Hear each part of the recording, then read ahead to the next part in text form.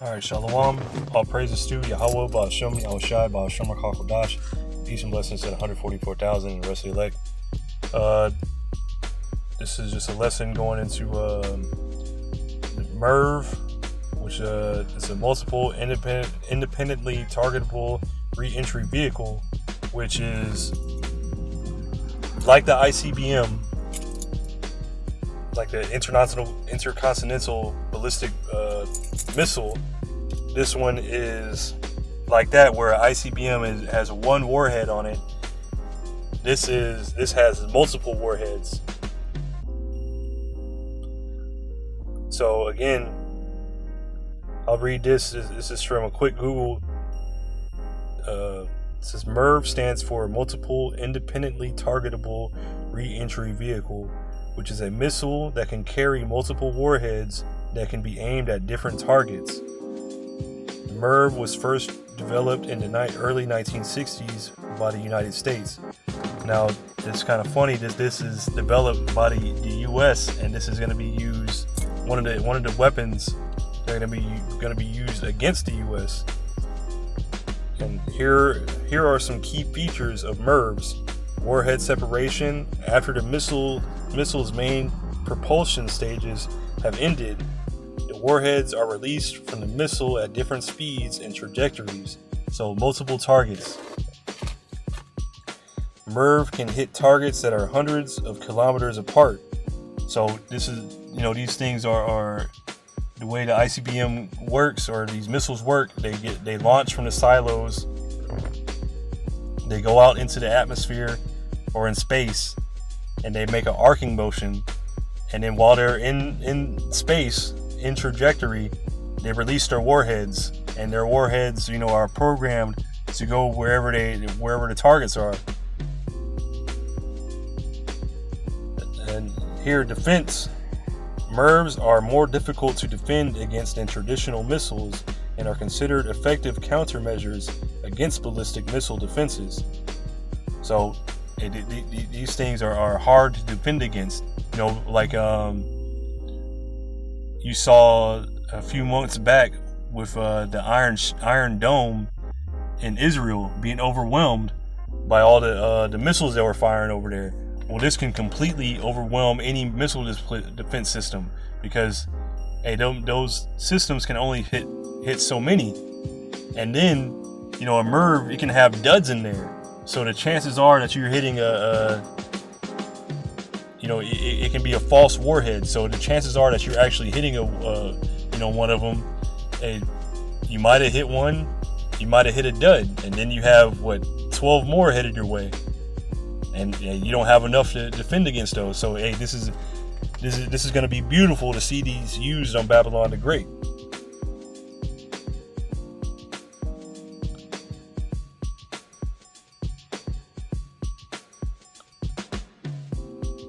And that's pretty much all I'm gonna read from that. This is Joel chapter 3 and verse 10. Because this is based off an article that I read this morning, and it was it was from the Google thing, and I was trying to find it, and I guess the Google, unless you save the page, it doesn't show up in your history, and that was kind of disappointing because I was wanting to find that article, but I think I found it, but I don't know exactly because it was so early in the morning, and then I was like, I just want to do a lesson on this today, but. The point being, India, all these countries are now have, that were once poor and not thought of, have nuclear capabilities.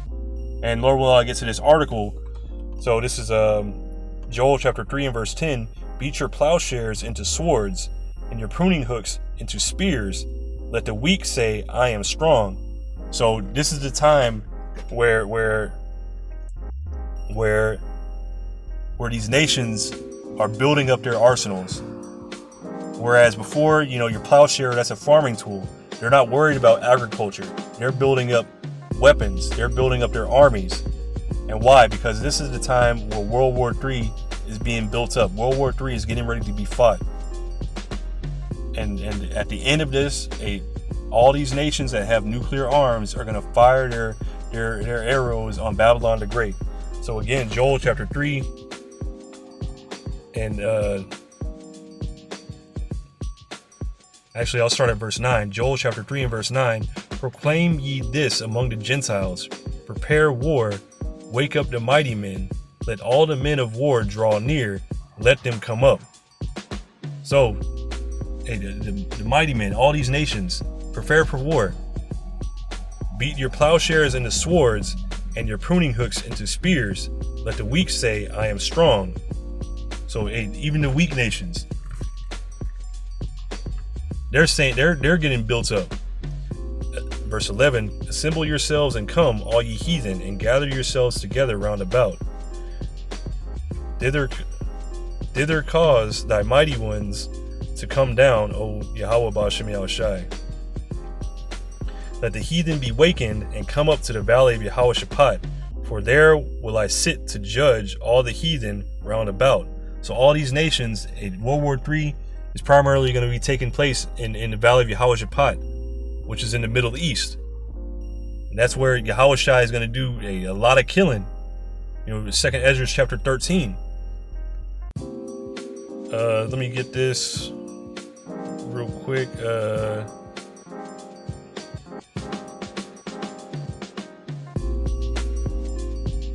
me see where this article real quick.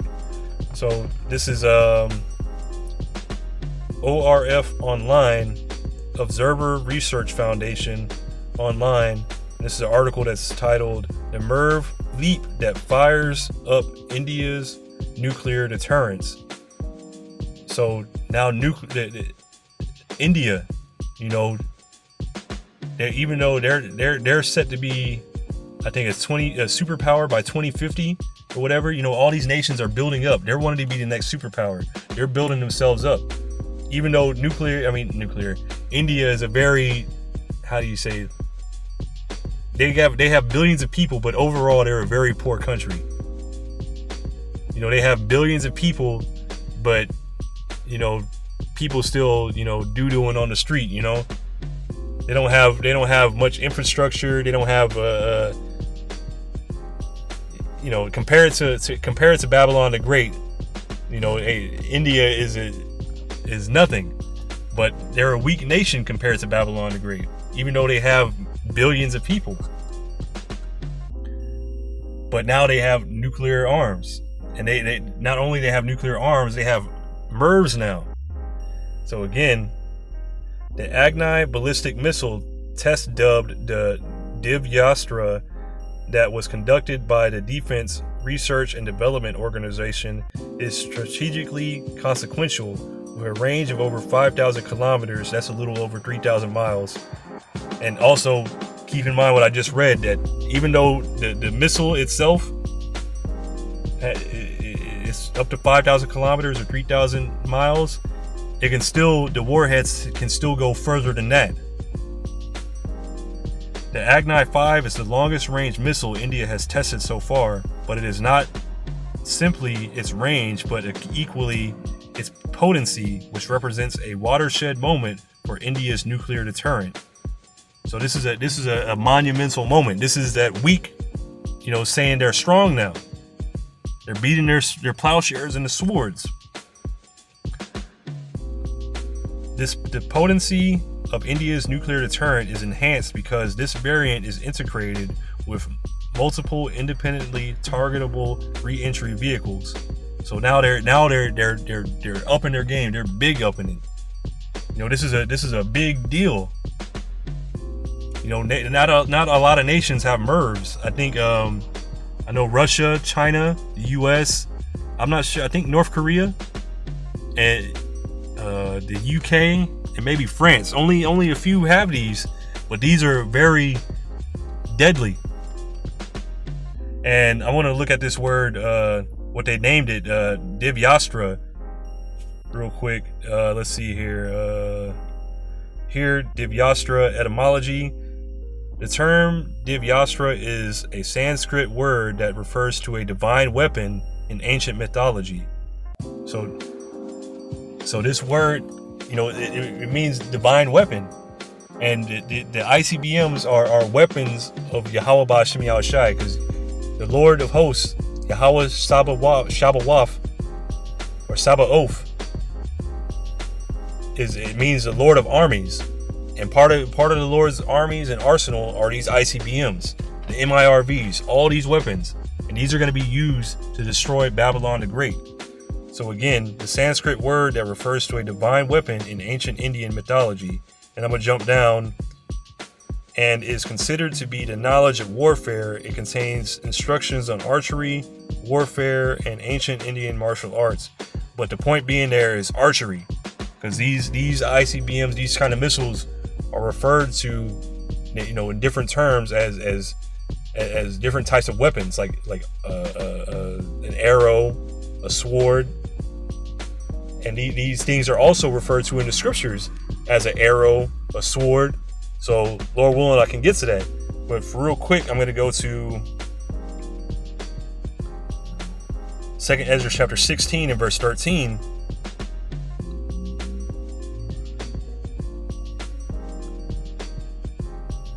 For strong is his right hand that bendeth the bow, his arrows that he shooteth are sharp, and shall not miss when they begin to be shot into the ends of the world. So these arrows are sharp, they're not going to miss, because Yahweh Ba'Shem Yahushua is going to have his spirit in them. They're going to be commanded to do what they're going to do, which is destroy Babylon.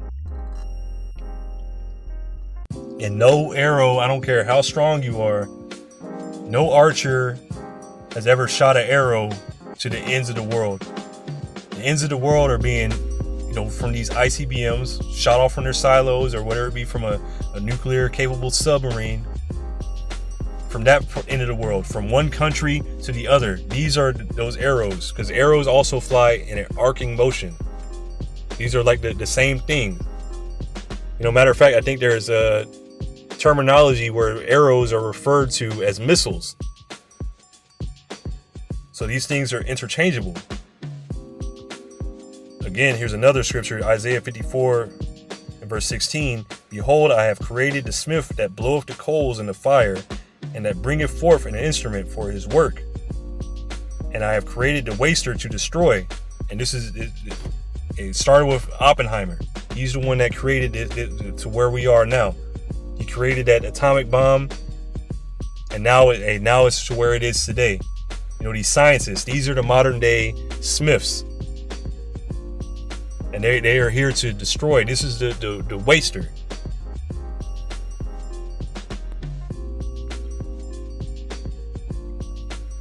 This is Isaiah chapter 9 and verse 5. For every battle of the warrior is with confused noise, and garments rolled in blood.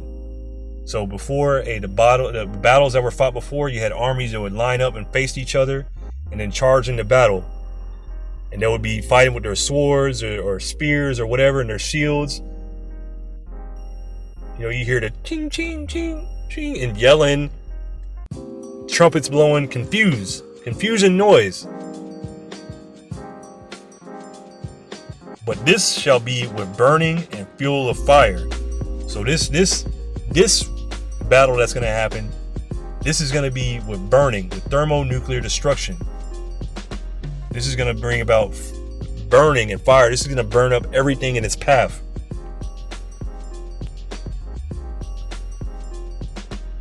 So I'm going to come back to the scriptures. I'm going to read this real quick.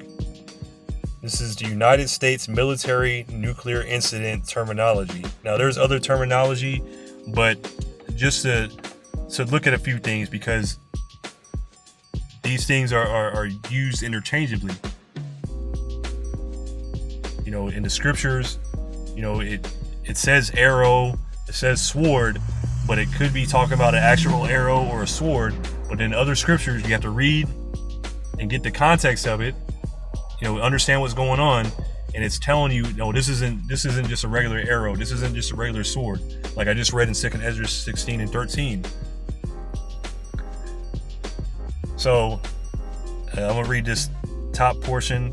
The United States Armed Forces uses a number of terms to define the magnitude and extent of nuclear and radiation accidents and incidents in order to reduce the time taken to report the type of incident, thus streamlining the radio communications in the wake of the event. So they came up with this terminology. So in certain things, it might not be such a big deal, so you don't have to rush or whatever. Some things are a bigger deal, so it's like you need to, certain things need to happen. So I'm gonna jump down. Here it is. One I usually like to go to is Broken Arrow. Broken Arrow refers to an accidental event that involves nuclear weapons, warheads, or components that does not create a risk of nuclear war. So these include accidental or unexplained nuclear explosion, but the point being that these, they refer to the terminology uses the words like arrow. I'm gonna jump down.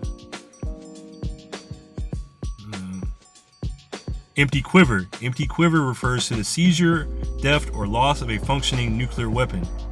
So once again, a quiver is used for arrows. So hey, if the quiver isn't empty, then the arrow is in it. What would the arrow be? The nuclear weapon. A dull sword. A dull sword refers to the reports of minor incidents involving nuclear weapons, components, or systems which could impair their deployments. This could include actions involving vehicles capable of carrying nuclear weapons but with no nuclear weapons on board at the time of the accident. This also is used in reports of damage or deficiencies with equipment, tools, or diagnostic testers that are designed for use on nuclear weapons or the nuclear weapon release systems of nuclear capable aircraft. So yeah, that makes sense. So a dull sword, what would a dull sword be? It's not really much use. So hey, if this happens with vehicles or whatever that didn't have nuclear arms in them, so it would be a dull sword. It's not going to cut anything. It's not going to hurt anything. Which, hey, a dull sword still hurt, but the point being that this referring to it as a sword. So from here, let's go to Isaiah 34.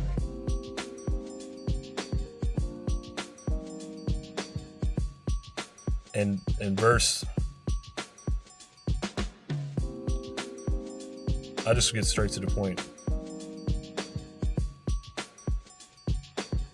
Isaiah 34 and verse 3, their slain shall be cast out, and their stink shall come up out of their carcasses, and the mountains shall be melted with their blood. How much death is going to be happening when these things drop?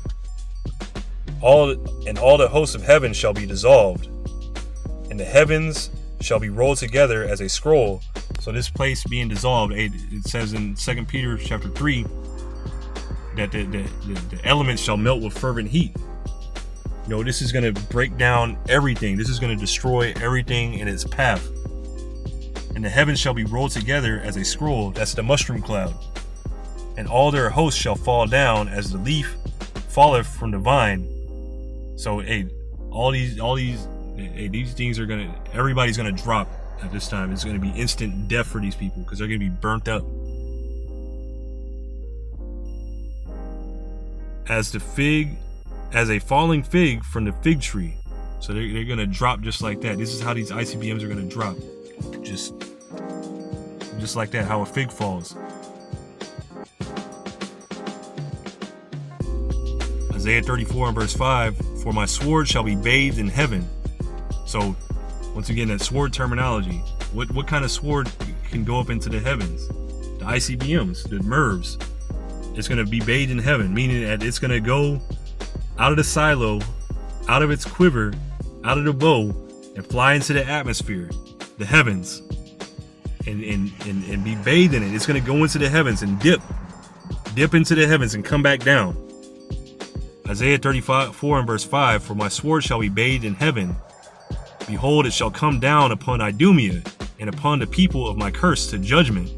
So the arcing motion of these ICBMs, these MIRVs, it's going to go into the atmosphere, go into the heavens, and then come back down and destroy this place. Verse 6, sword of Yahweh Ba'Shem Yahushai is filled with blood. It is made fat with fatness, and with the blood of lambs and goats, with the fat of kidneys of rams. For Yahweh Ba'Shem Yahushai hath a sacrifice in Basra, and a great slaughter in the land of Idumea. So Yahweh Ba'Shem Yahushai is going to burn this place completely, burn it up completely, like as if he was making a sacrifice.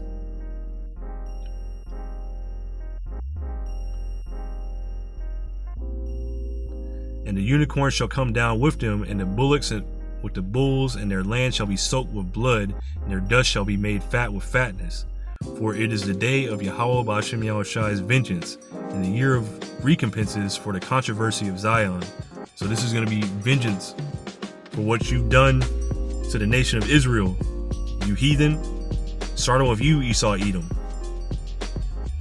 And the streams thereof shall be turned into pitch, and the dust thereof into brimstone, and the land thereof shall become burning pitch. So this place is going to be completely destroyed. It's going to be completely annihilated. It shall not be quenched night nor day. The smoke thereof shall go up forever. From generation to generation it shall lie waste. None shall pass through it forever and ever. So this place, the smoke of this place is going to be going up for a very long time. You know, this place is going to be a wasteland forever. Nobody's going to dwell here ever again. Verse 11, but the cormorant and the bittern shall possess it. The owl and the raven shall dwell in it. And he shall stretch out upon it the line of confusion and the stones of emptiness. So that only unclean desert creatures are going to dwell here. No people are going to dwell here. This is going to be like the forbidden zone. The line of confusion is going to be spread out over it. You're not going to be able to tell what's what. You're not going to be able to tell New York from LA. This place is going to be completely destroyed. No monuments left, no landmarks, nothing. This is Joel chapter 2.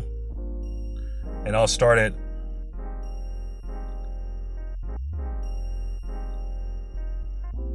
verse 1. Blow ye the trumpet in Zion and sound an alarm in my holy mountain. This warning is going out to Israel.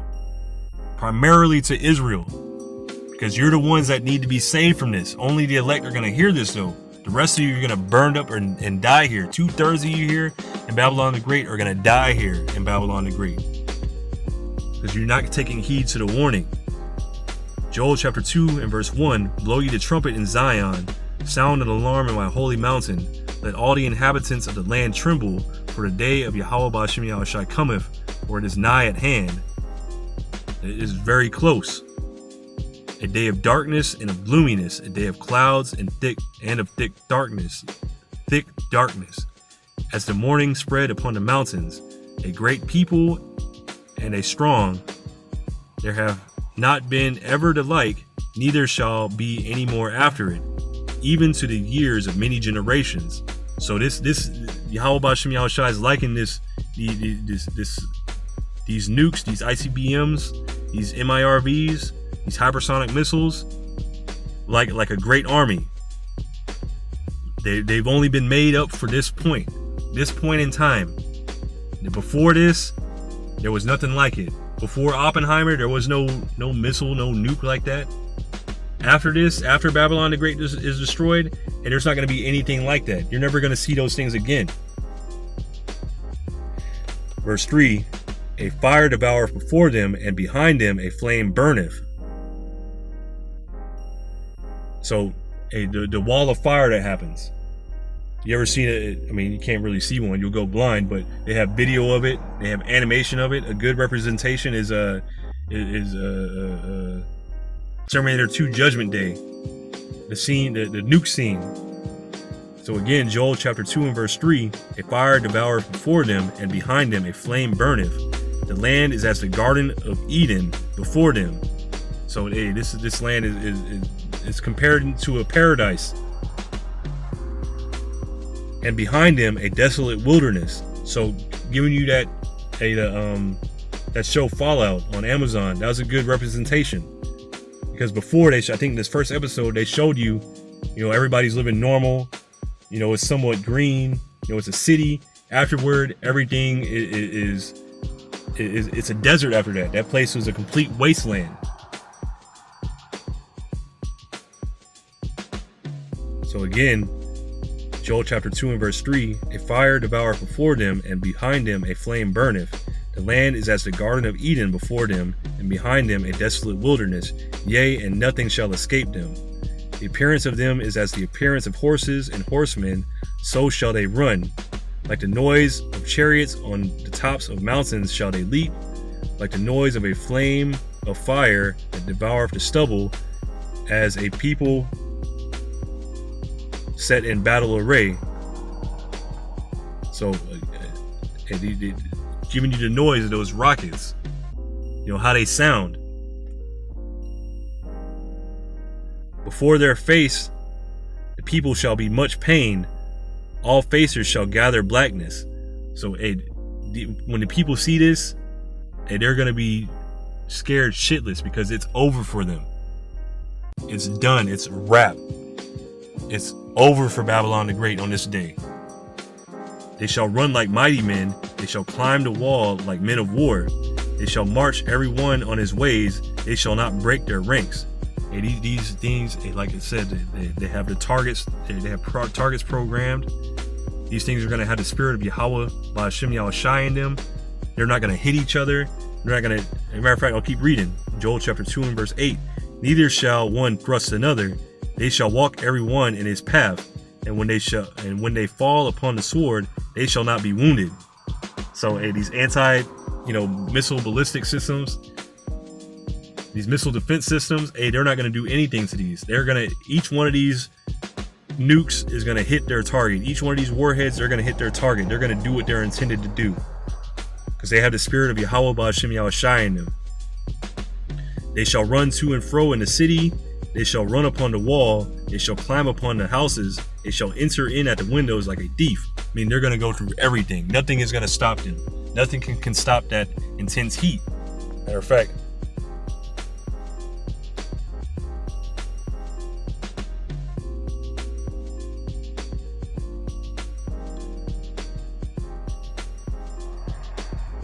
Second Peter chapter 3 and verse 10, but the day of the Lord will come as a thief in the night.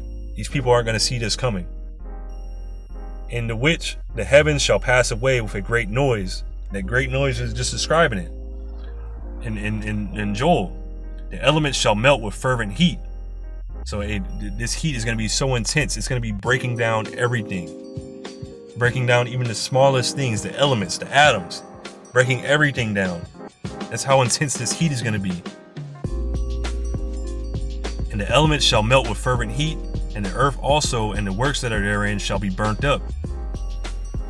So everything here is going to be burnt up. Everything is going to be destroyed. It's going to be a desert after this place, after these things hit drop. Verse 11, seeing then that all these things shall be dissolved, what manner of persons ought ye to be in all holy conversation and godliness? Should you be like these Babylonians here? Should you be like these Sodomites? Should you be like these Egyptians?